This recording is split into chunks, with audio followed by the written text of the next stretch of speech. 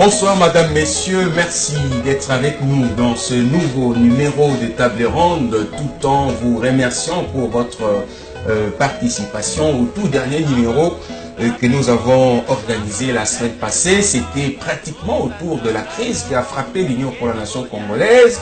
J'ose croire que vous avez apprécié et ce soir, nous n'allons pas revenir avec ce plateau que vous avez aussi demandé, Billy et autres. On va revenir sur ça prochainement parce qu'aujourd'hui l'actualité a assez évolué. Vous êtes conscient que la Commission électorale nationale indépendante a publié le calendrier électoral fixant les élections au 23 décembre 2018, un calendrier électoral soutenu par les uns et rejeté par les autres, qui reste et estime que une transition sans Joseph Kabila s'impose en République démocratique du Congo et la croyance, elle est détail parce que l'IDPES, pour ne pas le citer à travers une matinée politique, a réaffirmé cette position, même son secrétaire général qui a affirmé qu'au 31 décembre, Joseph Kabila partira, au cas contraire, il va cesser de faire la politique. On va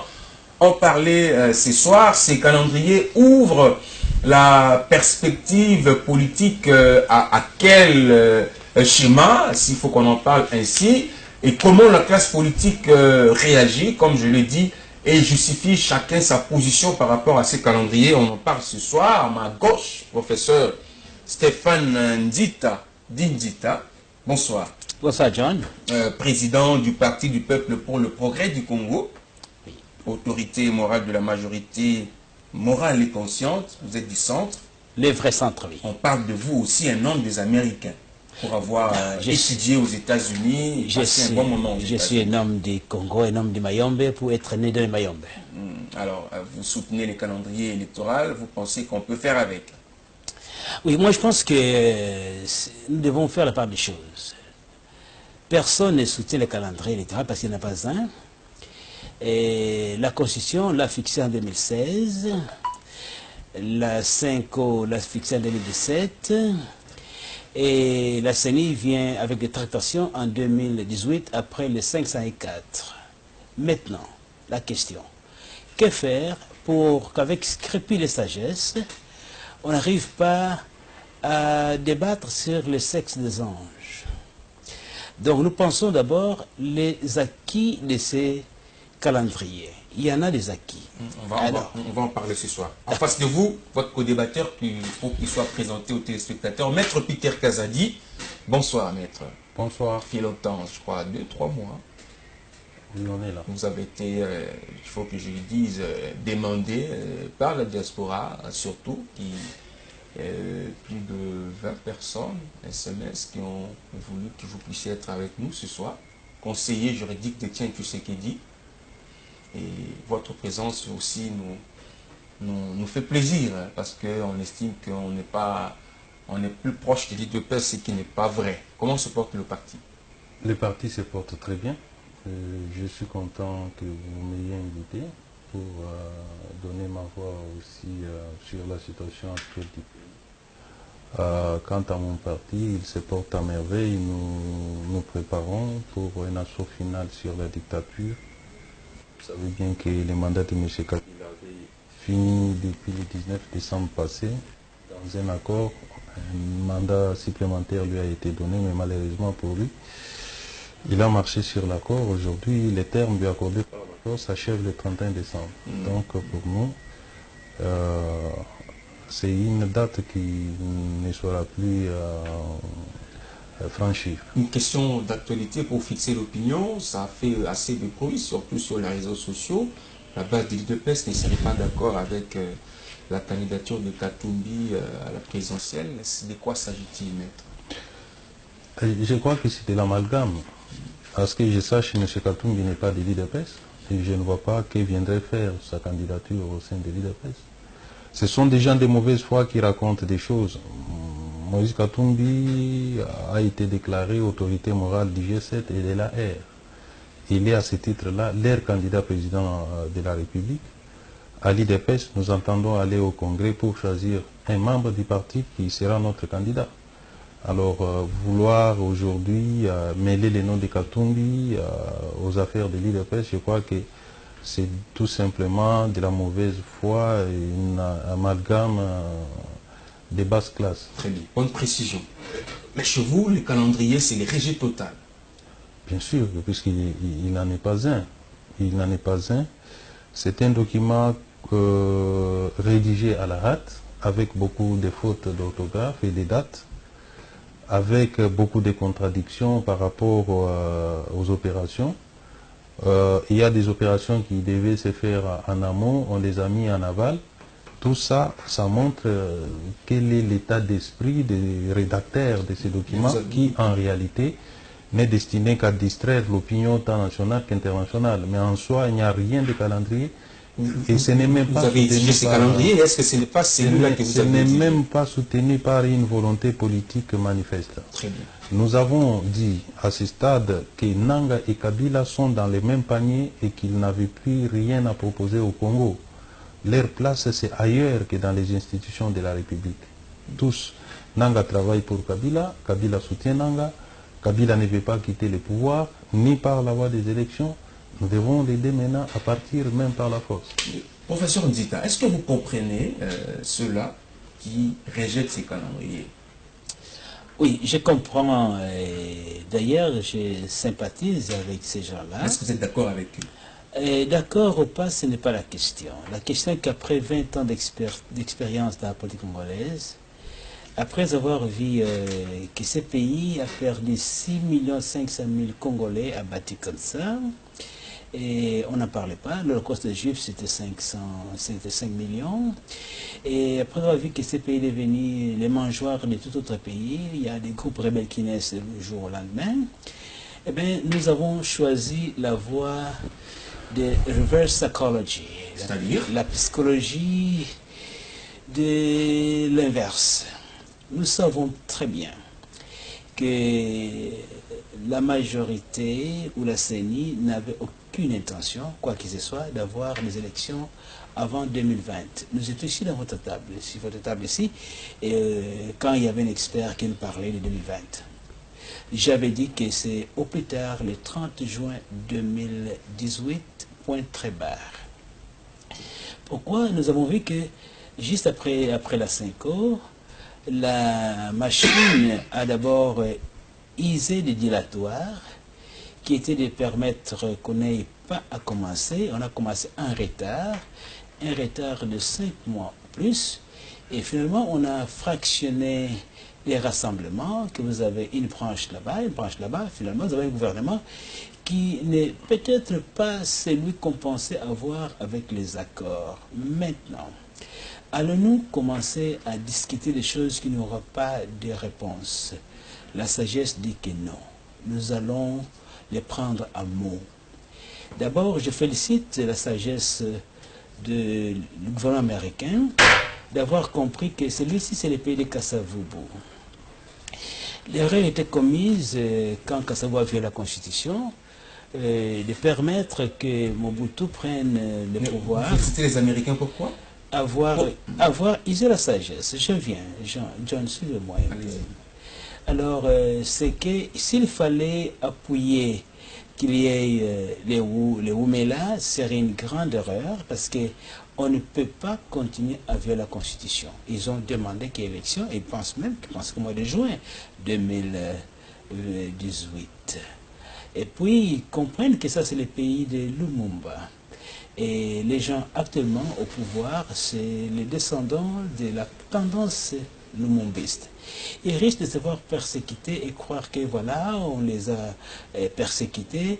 Donc maintenant, laissons-les aller au bout de leurs réflexions. Qu'est-ce que nous avons comme acquis? Voici les acquis que nous avons. La première chose, c'est ce que les non-dits obtenus de ces calendriers. Premièrement, nous savons maintenant qu'il n'y a plus de référendum. Il n'y aura plus de révisions de la Constitution. Il n'y aura plus la table ronde. Alors qu'il y avait déjà une machine qui travaillait, qui nous a même ravi la vedette, qui s'appelle le centre, que nous étions obligés, nous autres, de nous retrouver et de changer notre nom. Nous sommes maintenant le vrai centre. Ces acquis conçus pour vous des garanties. Bon, ça constitue pour nous des bornes que la majorité ne peut plus transgresser. Très bien, très bien. Maître Peter Kazadi, est-ce que c'est la sagesse un peu qui vous manque quand vous réfléchissez ces calendriers, en comprenant le professeur, c'est l'impression que j'ai.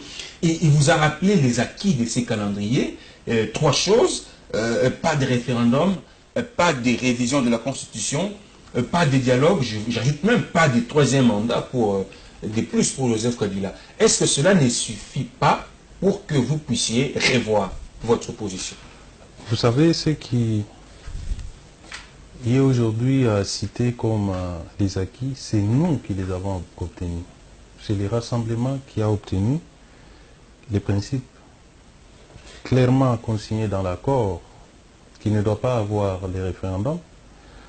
On ne devait pas recourir à l'article 5 de la Constitution, c'est écrit dans l'accord, et qu'il ne devait pas y avoir la révision constitutionnelle, ni par voie de référendum, comme je venais de le dire, ou par la voie parlementaire.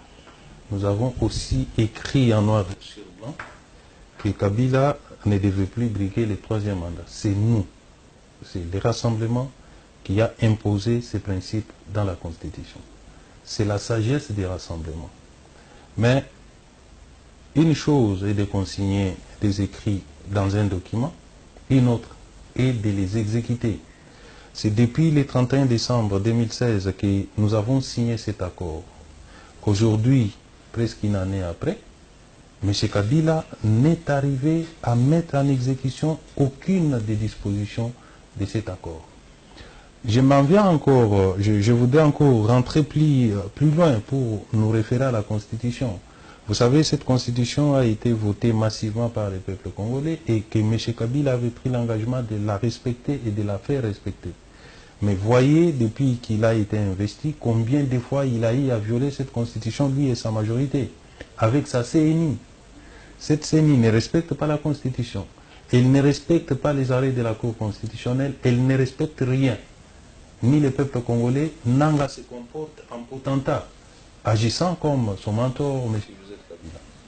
Alors, compte tenu de cette mauvaise foi, qui consiste à ne pas respecter les engagements pris, qui consiste à ne pas honorer la parole donnée, nous avons eu l'expérience et la sagesse de comprendre que si on laisse Kabila encore longtemps à la tête de ce pays, même si on lui accordait encore un mandat de 5 ans ou 10 ans, 20 ans pour nous organiser de bonnes élections, il ne les organisera pas. Raison pour laquelle aujourd'hui nous pensons que c'est devenu un mal qu'il faut absolument élaguer. Et ici, la Constitution elle-même prévoit les moyens de nous opposer à un individu qui commence à exercer les pouvoirs en violation des lois de la République, pour ne pas dire de la Constitution. M. Kabila a violé la Constitution, il a violé l'accord qui lui a accordé une légitimité. Aujourd'hui, croire qu'au bout des 12 mois supplémentaires, il va nous donner des élections, je crois que c'est une erreur grave que les professeurs est en train de faire. Parce que nous parlons du calendrier, qu'est-ce qui vous choque dans ce calendrier? Je vous ai dit tantôt que le calendrier lui-même a été rédigé dans la précipitation. Parce que vous l'avez demandé, rappelez-vous. L'opposition a demandé. Nous avons demandé ce calendrier depuis le 31 décembre 2016 dans l'accord. Nanga a consommé tous les mois, 10 mois pratiquement. Nous en sommes aujourd'hui au 10e mois. Il ne présente pas les calendriers. Mais ça, le soutien des Américains, vous avez suivi, le professeur a salué la sagesse des Américains. Moi j'ai fait usage de la sagesse congolaise et je n'ai pas besoin de la sagesse américaine. Je suis acteur politique de ce pays, j'ai vu au quotidien les atrocités de ces régimes. Je connais mieux les régimes que les Américains. Et puisque j'ai vu cela dans ma peau et dans ma chair. Alors, pensez qu'aujourd'hui, Joseph Kabila peut nous offrir des élections sur base de ces calendriers. J'ai beaucoup de griefs techniques à relever. Allez-y, dans ce calendrier. Allez-y, maintenant. Je vous ai dit que sur le plan de la forme, c'est mal rédigé. Dans la précipitation, avec beaucoup de fautes, des dates comme même d'orthographe. Ces calendriers ne respectent pas la Constitution de la République. Vous savez, je m'en vais prendre un exemple. Dans la Constitution, il est dit que l'élection est convoquée 3 mois avant la fin du mandat de l'exercice du mandat du président en exercice. Ici, on envisage convoquer les corps électoraux, je crois au mois de septembre, un peu plus loin, je crois au mois de juin, pour aller, je n'ai pas malheureusement les calendriers sous mes yeux, pour une fin de mandat qui vient plus tard, environ 6 mois après. Donc, plus de 180 jours. C'est une violation de la Constitution. Ces documents ne respectent pas l'accord qui est aujourd'hui le soubassement de toutes les institutions. C'est l'accord aujourd'hui qui accorde la légitimité aux institutions de la République. Et M. Nanga prend l'initiative de prolonger le mandat de M. Kabila sans le consensus exigé dans l'accord. Et même la loi électorale qui fonde la CNI est violée. L'article 237, si j'ai mes bonnes mémoires, interdit les fautes électroniques. Nanga, lors des questions-réponses à l'occasion de la publication de l'accord, il affirme haut et fort qu'il a déjà passé une commande de matériel pour un vote électronique. Donc Nanga viole les lois de la République. Il se moque du peuple congolais. Il s'octroie lui seul le pouvoir de prolonger le mandat de M. Kabila sans demander l'avis de tout le monde. Professeur, on a comme l'impression que vos acquis ont semblé oubliés, beaucoup cachés derrière, beaucoup des faiblesses dans ce calendrier dévoilé par Maître Peter Kazadi. Votre réaction? D'abord, je félicite beaucoup Maître Peter Kazadi. Nous avons, nous deux, un homme que nous estimons, Tshisekedi, l'incontournable. Si nous sommes là où nous sommes aujourd'hui, c'est parce que la nature nous a ravi notre héros. Il est parti et son vide, nous le sentons. Je pense que ici il y a un problème sérieux. Vous savez, John, je suis Muyombe. Nous sommes des matriarcats par mégarde.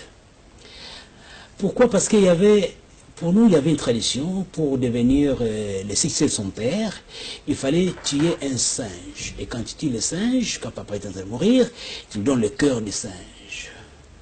Et quand il la mange, ben voilà, qui est le successeur. Mais il y avait le dernier fils qui était un grand dribbleur, il a trop dribblé.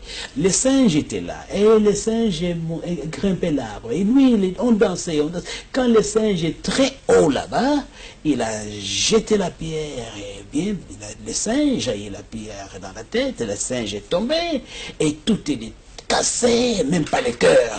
Alors les tam-tams ont bâti, les papas attendaient le singe. Qu'est-ce que vous voulez dire par là? Le cœur. Eh bien, le cœur n'est pas là. Mais c'est le cœur, ce n'est pas la danse. Vous faites allusion à quoi? La majorité et la CENI dribblent trop. Ils ont appris à nous dribbler. Maintenant, prenez-le au mot.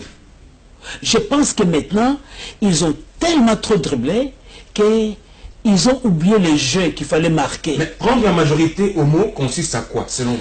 Premièrement, la majorité doit dire, est-ce que les rassemblements qu'ils ont au gouvernement, c'est les rassemblements de la 5 ans. Vous avez la réponse.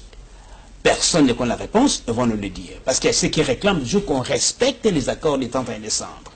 Deuxièmement, Nanga a résolu la question de la date des élections. Mais il reste deux questions pendantes. Nous ferons quoi avec le gouvernement? Parce que l'institution président de la République, c'est une institution, l'Assemblée nationale, c'est une autre, et il y a des questions non encore posées qui doivent trouver la réponse. Dans le travail de Nanga, certainement, c'est un travail amateur, ça c'est vrai, je concède avec ça. J'ai proposé avant un programme que j'appelle le plan Zita, qui est sur le net il y a au moins 11 mois. Et dans ce programme, j'ai présenté à Nanga. Ce que Nanga manquait, il nous a cité un catalogue des obstacles. Mais c'est ça, les obstacles. Comme il a la date butoir, maintenant de savoir quelle est la tâche la plus longue et quels sont les obstacles qu'on peut regrouper pour raccourcir le temps. Nanga est parti dans une... Alors, professeur, je voulais vous couper un peu l'herbe sous les pieds parce que voulez-vous nous donner l'impression qu'il faut laisser faire les choses? Parce que décembre 2018, ce n'est pas loin, c'est juste demain. ou après lui? John, voici les plus grands acquis. La majorité contrôle tous les pays, tous les gouverneurs, toute l'administration publique. Aucun opposant ne peut réellement être connu dans les coins et les recoins du Congo. Les médias appartiennent à un groupe des autocrates. Très peu. Je pense que 12 mois, contrairement au calcul malsain des uns et des autres, fera le bonheur du peuple. Afin qu'on entende, que dit M. Nzita? Qui est M. Nzita? Qui est M. Kazadi? Il pense quoi? Maintenant, vous avez le monopole de tous les médias. Personne ne connaît personne. Alors, vous prêchez quel évangile? Vous demandez au rassemblement représenté ce soir de prendre leur patience, mal la patience? Je ne leur dis pas de prendre leur patience, je leur dis d'être vigilants. La démocratie répond à 4 questions, 5 d'ailleurs. 1. Qui a le pouvoir? 2. Qui le lui a donné? 3. De qui trouve-t-il sa légitimité? 4. Quand doit-il les restituer? Et 5. Que faire s'il refuse de les restituer? Maintenant ici, il y a un contrat social qui est arrivé avec la Cinco. Maintenant, nous avons cédé. Le peuple par sagesse a dit d'accord. 2016, nous donnons 2017. Le peuple de patience dit d'accord. Une fois, 2 fois, 3 fois, c'est terminé. Nous devons avoir les élections au mois de décembre 2018, si c'est là-bas, ou sinon, si on veut raccourcir le temps, nous demandons que toutes les parties prenantes se retrouvent pour aider Nanga à arriver à voir les contraintes. Maître, est-ce que vous êtes séduit par cette réflexion, cette prédication, permettez-moi de laisser aussi un pasteur, du professeur Nzita? Non, je comprends bien la bonne foi du professeur. C'est qu'il vous manque cette bonne foi. Nous sommes de bonne foi et nous sommes des réalistes. Lui table sur base de la bonne foi que nous avons déjà usé à plusieurs reprises et que nous avons déjà payé les prix. Donc nous parlons par expérience. Prof dit, prenons la majorité au mot. Mais vous lui avez posé la question de savoir comment on va les prendre au mot, il n'a pas donné la réponse. Le prof dit, il relate un certain nombre de contraintes, aussi les 12 mois pour permettre aux opposants de se faire connaître. Mais on peut donner à Kabila même 20 ans, 50 ans. Il ne vous laissera pas circuler à travers le pays. Il ne vous laissera pas. Le prof finit par, dans les éléments qu'il a énumérés, je crois, du pouvoir, il finit par la question de savoir que faire s'il refuse de donner le pouvoir. Et nous sommes dans cette hypothèse-là. Kabila a fraudé aux élections en 2011. Le peuple congolais l'a toléré.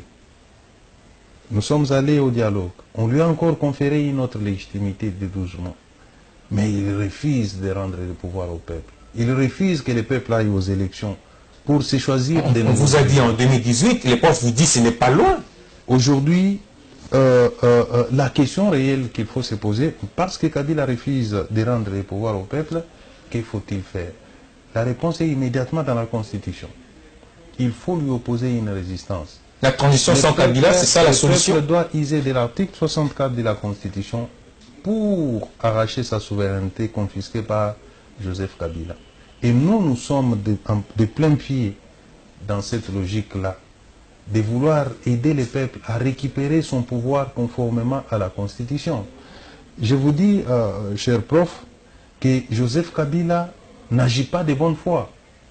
À plusieurs reprises, il a roulé tout le monde. Souvenez-vous de ces concertations politiques de 2013. Qu'est-ce qu'il en est sorti si ce n'est que débaucher quelques personnalités politiques qui sont devenues aujourd'hui ces fanatiques?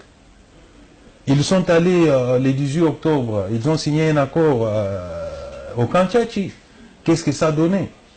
Avec nous, nous avons encore signé le 31 décembre 2016. Kabila ne respecte rien, ni les écrits, ni sa parole, ni ses engagements. Pensez-vous que cette fois-ci encore, qu'on puisse attendre 12 mois pour qu'il nous fasse les mêmes jeux? Monsieur le professeur, si Kabila avait la volonté de nous amener aux élections. Nous avons exigé un certain nombre de préalables, des signaux. Mais jusqu'aujourd'hui, il ne fait rien. Rien. Et la réponse, c'est transition sans Kabila? C'est ça la réponse? Mais c'est ce qui s'impose aujourd'hui, puisque Kabila ne veut pas que nous puissions aller à une passation des pouvoirs civilisés. Le peuple a fini de patienter. Aujourd'hui, ce qui nous reste, c'est de réclamer que les pouvoirs reviennent au peuple que nous sommes. Joseph Kabila a été placé à la tête du pays. D'abord, dans les conditions que vous connaissez en 2011, en 2001, et puis nous avons connu une guerre. Nous avons connu une guerre qui l'a forcé à aller sur les rails démocratiques. Mais là encore, il ne fait que dévoyer tous les processus. Alors, moi je pense, monsieur le professeur, que votre bonne foi va être trompée à coup sûr, puisque Kabila n'a pas cette volonté-là.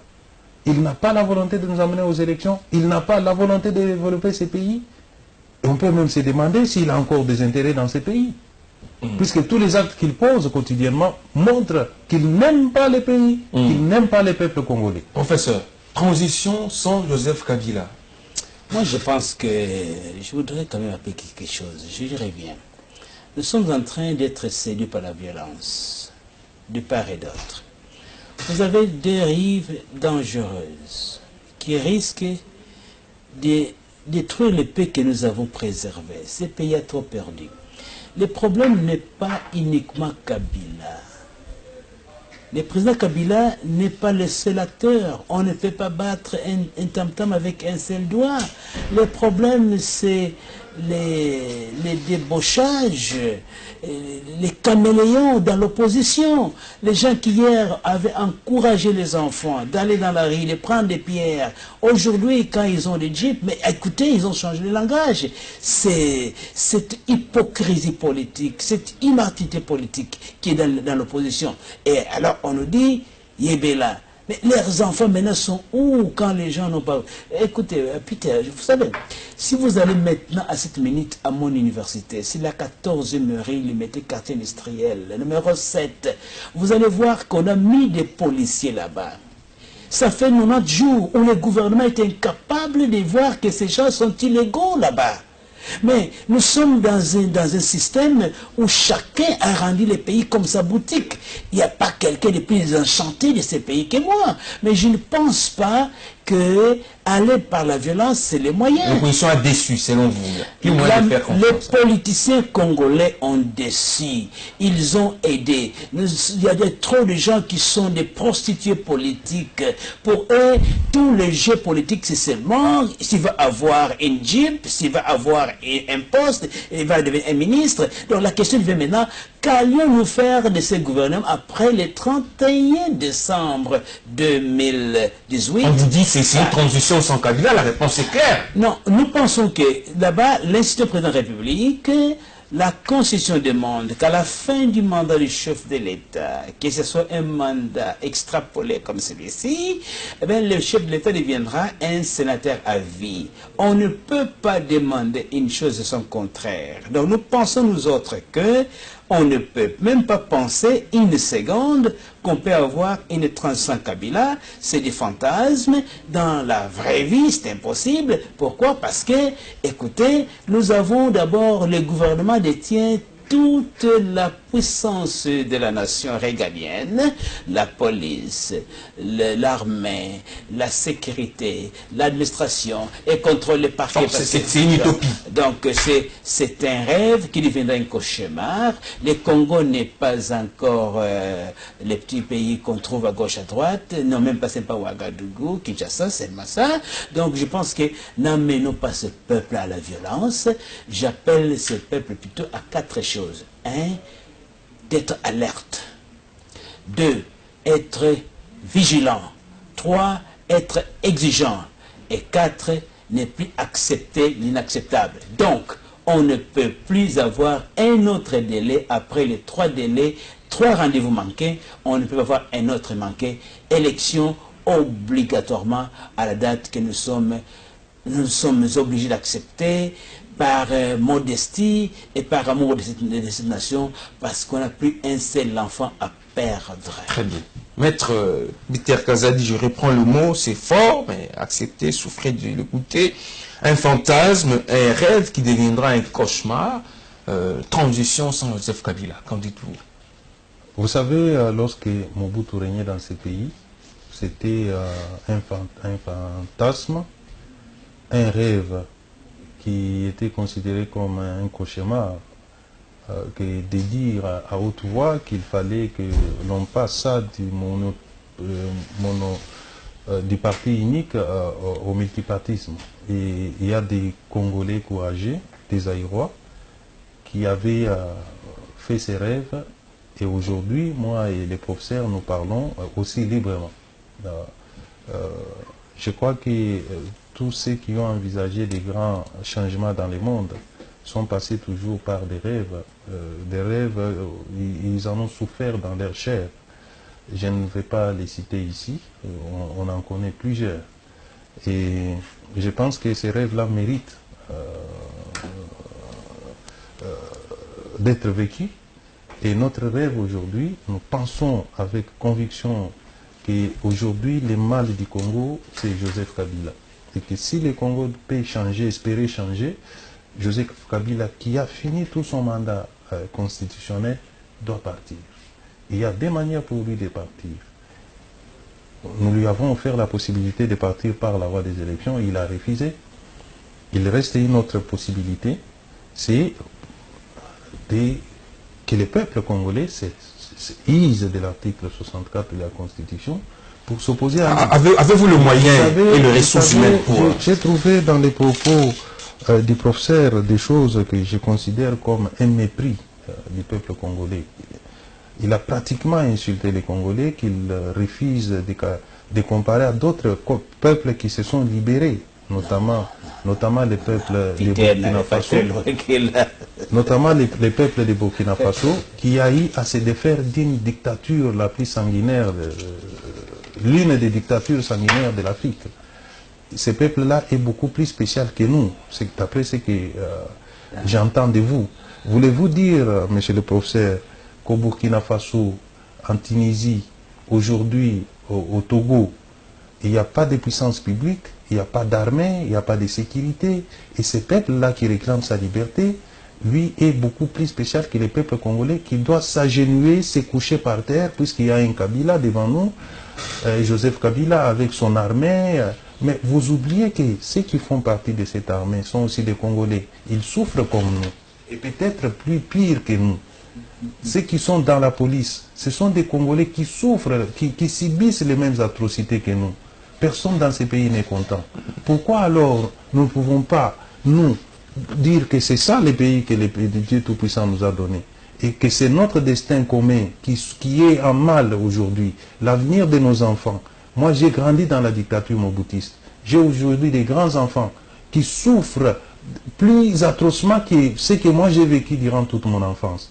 Et c'est ça l'héritage que nous allons laisser à ces enfants en leur disant que, attention, si vous réclamez votre liberté, on va vous tuer, parce que les pouvoirs à l'armée, les pouvoirs à la police, ils ont les services de sécurité. Non, prof, ce n'est pas à vous de dire des choses comme ça sur un plateau de télévision. Non, ce n'est pas à vous.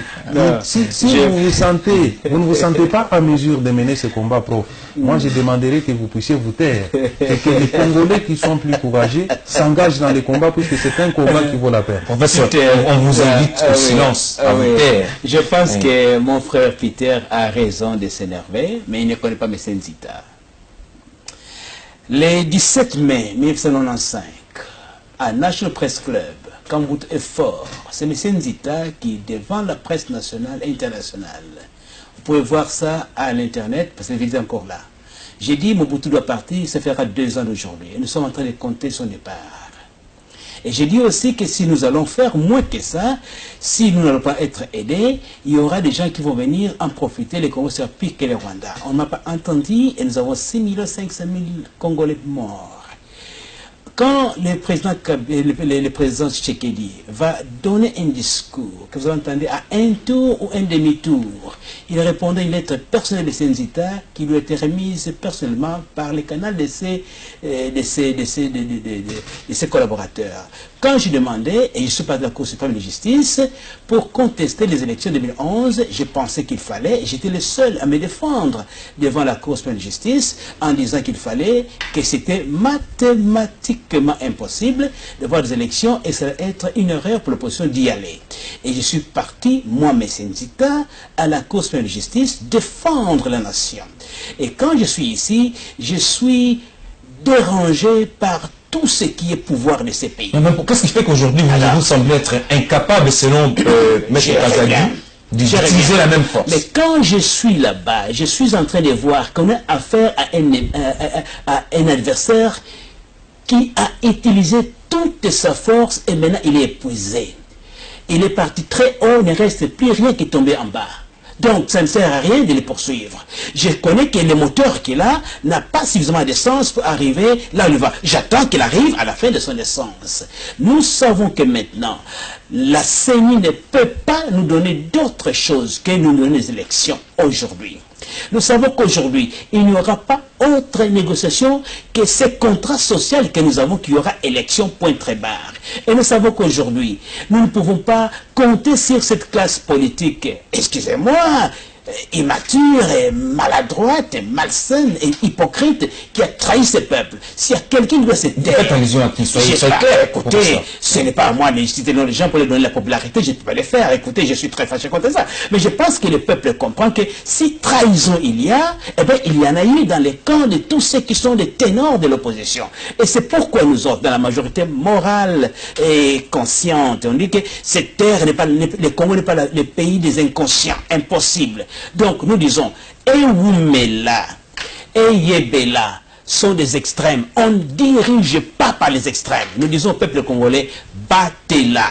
Et c'est un mouvement que j'appelle les peuples congolais de rejoindre. C'est les battez-la. Conservons les acquis que nous avons. Ces gens ne vont que partir. Personne ne sera éternel. Mais nous allons le faire comment? Eh bien, par la voie la plus légitime possible. Pour le moment, nous avons un contrat social. Fort malheureusement, qu'on est parti de la Constitution à partir des accords. Nous avons refusé d'aller à la 5 ans parce que c'était, nous savons, c'était anticonstitutionnel. Mais ils sont partis et ils se sont fait tromper. Je vois leur colère. Je comprends pourquoi les gens se fâchent maintenant. Parce qu'ils croyaient qu'il y aura quelque chose qui viendra de ces accords. Nous étions contre qu'il soit Kodjo, j'étais contre Kodjo, j'étais contre 5 ans, et bien on est parti, on s'est fait flouer. Maintenant nous avons un contrat social qu'il n'y aura pas de changement de constitution, qu'il n'y aura pas d'autres tables rondes, qu'il n'y aura pas de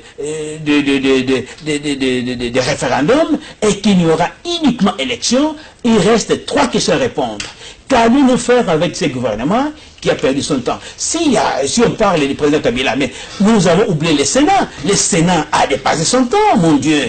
Qu'est-ce qu'ils font là-bas, ces sénateurs? Alors, on va se faire fâcher aussi, énervé, comme vous l'avez... Je pense que mon problème, c'est quoi? C'est quand on arrive à diluer l'amour, la passion qui me s'invite pour ce pays, ça m'énerve un peu, parce que je risque. Je voulais que passer aujourd'hui à l'Université chrétienne internationale, vous allez trouver des policiers qui ne peuvent pas être là logiquement. Et tous les droits est avec nous. Mais qu'est-ce que vous avez? Ils sont là protégés par un système. Ben qu'est-ce qu'ils vont faire? Nous disons aux enfants, on y va aux écoles, on nous menace. Il n'y a pas de jour, comme il disait, vous êtes contre le régime, on va vous arrêter. Donc, vous acceptez le calendrier, vous rejetez la transition sans Kabila. Je pense que penser à une transition à Kabila, c'est un fantasme, c'est dangereux, c'est une immaturité.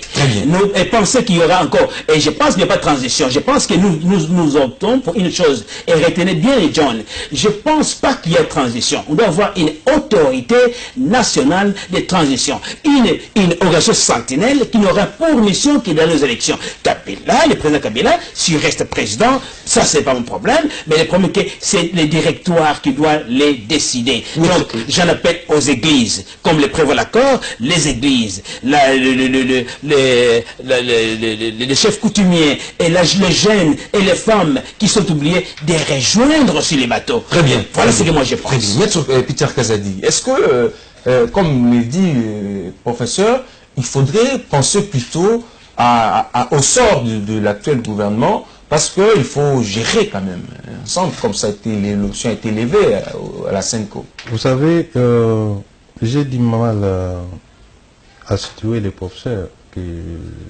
j'ai connus comme un défenseur des valeurs positives. Politiquement, oui. Aujourd'hui, j'ai du mal à les situer puisqu'il fait une chose et son contraire à la fois.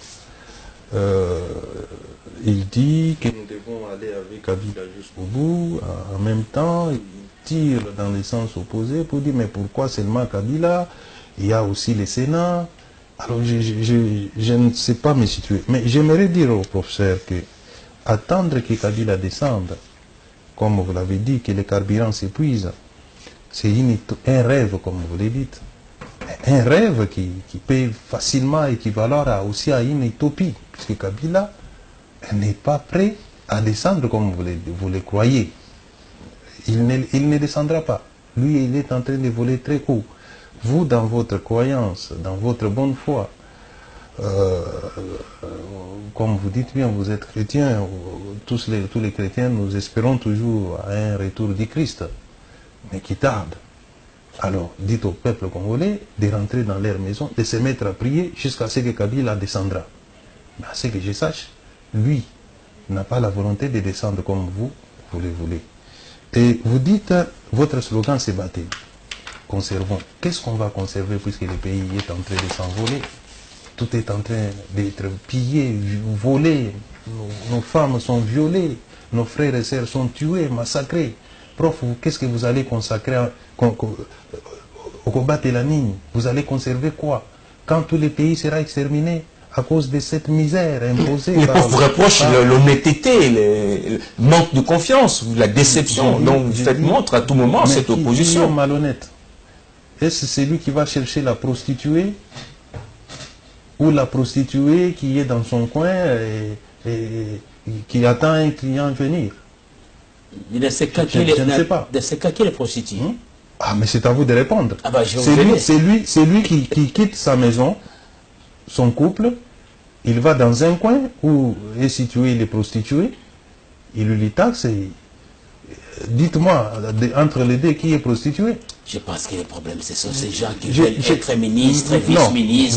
Vous savez, le problème n'est pas... La soupape des pouvoirs. Ces gens-là constituent un problème. Mais oui. Mais aussi le problème, c'est celui qui leur fait des avances. Pourquoi vous voulez épargner celui qui fait des avances à une prostituée? Vous vous attaquez seulement à la prostituée. Nous avons vu des volontaires. Il y a des gens qui passaient ici, faire le volontarisme qui Kabila les remarque. Je trouve un peu de l'amalgame dans votre façon de présenter les choses. Ou vous décidez d'être désormais défenseur du régime Kabila, ou alors vous dites je suis un acteur politique indépendant avec une vision positive du pays et vous vous assumez. Alors mélangez, vous créez un flou. Il dit, vous voulez vous faire remarquer par Kabila pour des nominations au gouvernement. Tu sais, c'est depuis ma jeunesse que j'ai milité au sein de l'IDPS.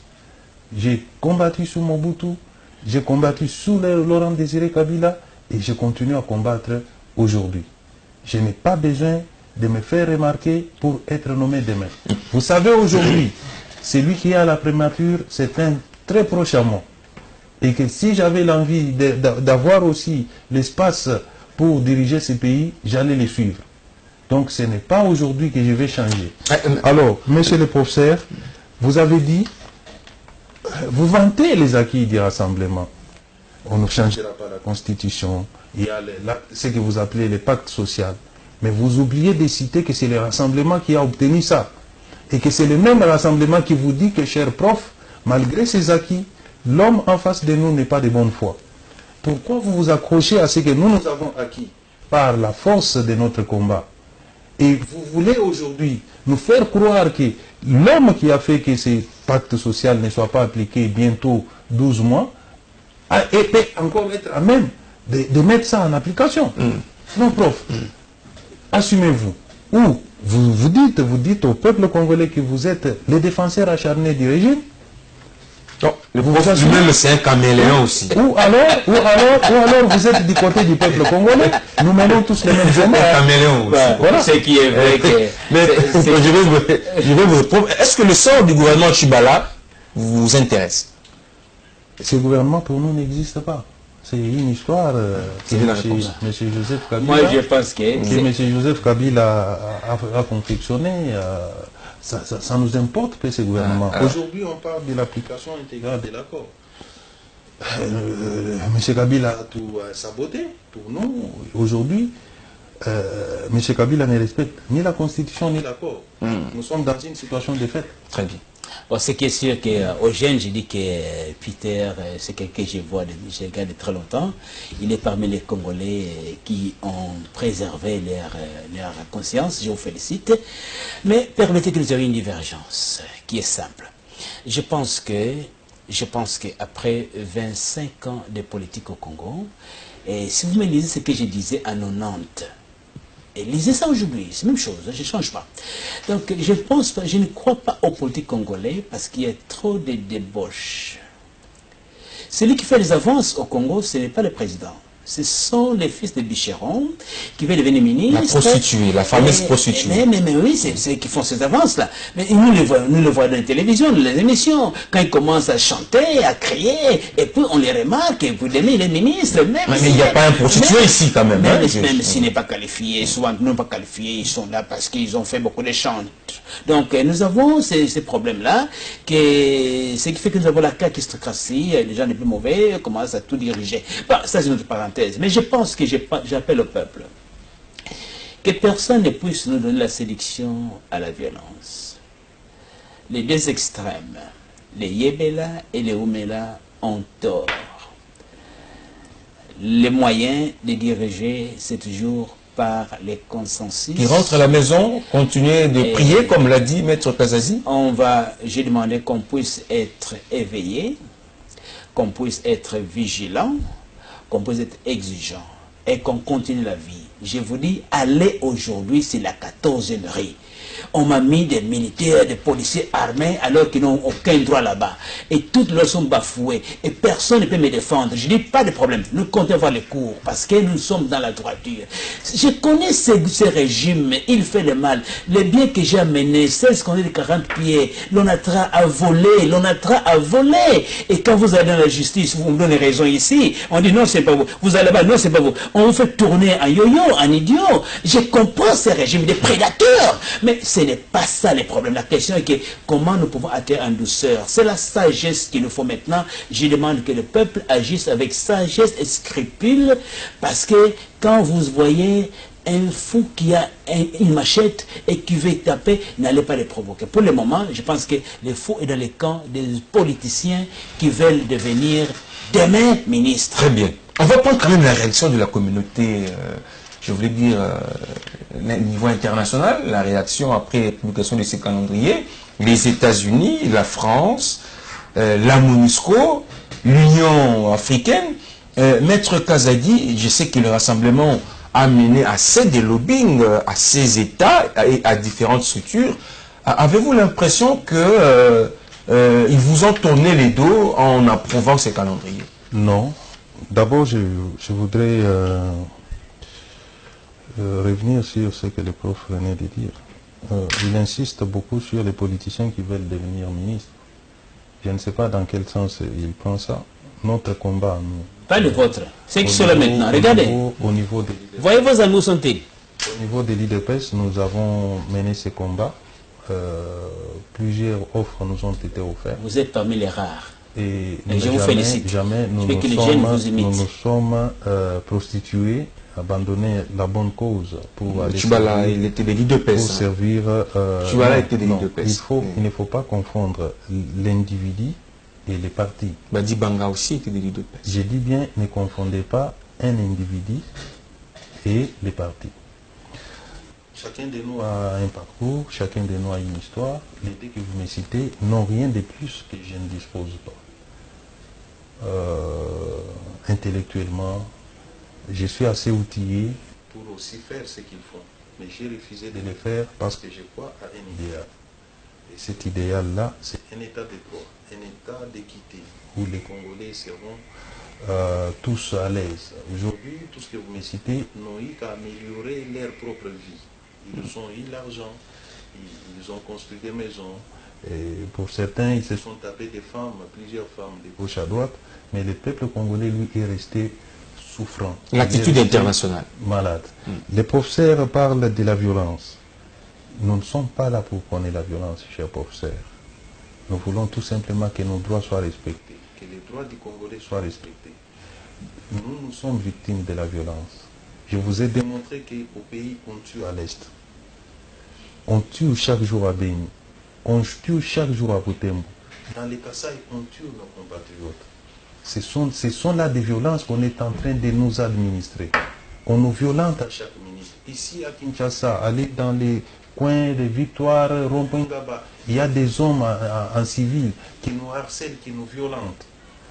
Et nous devons aussi réagir à cette violence d'État qui nous est imposée. Et nous recourons à la loi, à la Constitution. L'article 64 nous donne ces pouvoirs. L'attitude internationale. À l'attitude internationale, non. Les Occidentaux ne nous ont pas abandonnés. Ils ont donné leur point de vue. Et leur point de vue est encore très profond que ce que les gens pensent. Mais nous avons l'avantage de comprendre les choses au plus profond. Ils font la bonne foi. Ils tentent de croire en la bonne foi de M. Joseph Kabila. Nous qui les connaissons, nous disons non. M. Joseph Kabila n'est pas de bonne foi. De toutes les façons, cette communauté internationale se penche souvent du côté du peuple. Le jour où le peuple congolais se prendra en charge et fera entendre sa loi, je suis convaincu que cette communauté internationale se ralliera aux côtés du peuple. Professeur, l'attitude internationale, comment jugez-vous? Je suis satisfait que ce pays d'abord a une histoire. Il y avait eu deux Berlin, Berlin 1, Berlin 2. Berlin 2 c'est pour le Congo. Le Congo n'est pas n'importe quel pays, c'est un grand pays. Et c'est un pays qui a beaucoup d'enjeux. Donc je suis content de ça, mais quant à ça, je dis que voilà, pour le reste des choses, Mikamemboa. Quand les Belges ont commencé, on voulait qu'il y ait la guerre ici, à l'indépendance, ils savaient que l'unique moyen d'empêcher l'indépendance, c'était de provoquer la guerre entre les gens. Alors les gens qui avaient le pouvoir, les gens qui connaissaient les Belges ont dit, si nous allons nous battre entre nous, les Bangala et les Bakongo, dans cette ville-ci, ça va être mauvais. Les Bakongo ont fait sortir un slogan qui était les consignes qui disaient Mikamemboa. Les poils du chien, quand ça monte, ça baisse au même moment. Ce pays ne va pas résoudre son problème dans la violence. Impossible. C'est plutôt dans la sagesse. Nous allons les contraindre. Nous allons les forcer. Il n'y aura pas un autre dialogue, pas de table ronde, pas de référendum, pas de quoi. Et ce n'est pas seulement les rassemblements. L'attitude internationale, professeur. Je suis satisfait de l'Amérique pour ne pas tomber dans les pièges. Je suis satisfait de la France. Et ben, je ne comprends pas vraiment ce qu'il fait la Belgique, mais je pense que pour le moment, la carte se jouera avec Washington et je suis content que la jeunesse actuelle que nous avons à Washington, avec qui s'est retrouvé les Congolais, ils sont nés quand le Congo a commencé à changer, Madame Ali a 45 ans, et les autres là-bas, ils sont en train de voir que faire pour tourner la page du Congo, et je pense que le président Trump a une détermination en tant que chrétien, il a un devoir moral, et je n'appelle l'ambassade des États-Unis. Il est différent d'Obama. Oui, c'est politique. Je pense qu'avec Trump, il y a beaucoup d'espoir, et je n'appelle l'ambassade des États-Unis de confier le message à M. Trump que le Congo a besoin de la paix, veut la paix, doit avoir la paix, et nous voulons aller après de l'acquis, et les deux extrêmes ne peuvent pas diriger un pays, on va par les consensus, et entre les deux extrêmes, c'est bâtir. Très bien. Professeur, je vous invite à vous serrer la main, c'est la fin de cette émission. Voilà. Je rappelle qu'on recevait Maître Peter Kazadi, au cadre de l'île de Pes, conseiller juridique de Tien Tshisekedi en face de lui, professeur Stéphane Ndita, président du PPPC, autorité morale de la majorité consciente et morale. Merci à vous pour votre attention à cette émission. Maurice Jugando, Alain Bouli Kangou, Agla Didi Baïdi ont participé à la réalisation de ces numéros. Portez-vous bien, à la prochaine. Au revoir.